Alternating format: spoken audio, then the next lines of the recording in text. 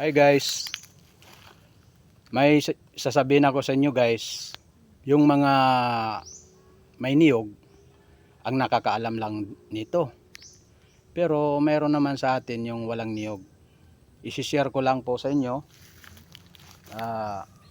Katulad nito ngayon, ito, niyog.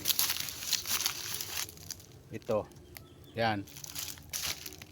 May bunga yan guys ito. Malaking tulong ito.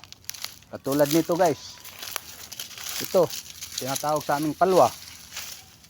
Pag kinuha mo ito guys, ito,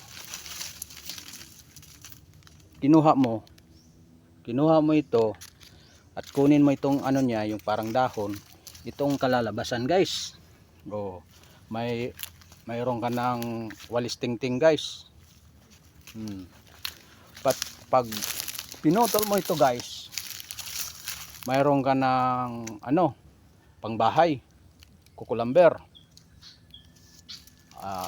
At saka itong dahon guys, pwede mong gawing ano, yung bubong.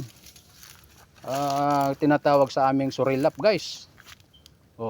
Katulad nito guys, ginagawa kong bubong guys. Yung mga yung